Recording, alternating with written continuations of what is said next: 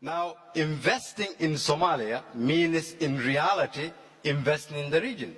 Bringing about stability in Somalia means bringing about stability in the region. How do we prevent crises like the ones that we have had in Somalia for the past 20 or 30 years? It again comes back to the reality of how do we invest as global leaders.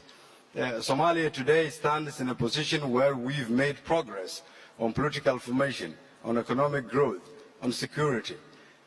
But the issue is that the world has been focusing on terrorism and how to fight terrorism in nations like Somalia.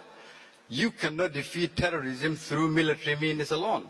You defeat them through investing in political processes, through creating jobs, through fighting corruption, through inclusive politics where women, youth, vulnerable groups are empowered, through putting systems where people's hope and aspirations are seen through systems that they can recognize.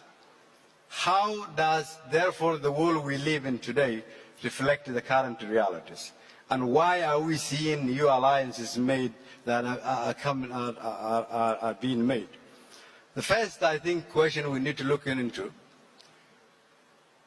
how can we address the growing unilateralism and protectionism policies that are being formed globally? How do we address the question of competition that is becoming what is replacing cooperation?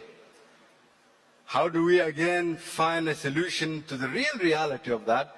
Is today's multilateral institutions, either being the UN Security Council, do they reflect the current world structure?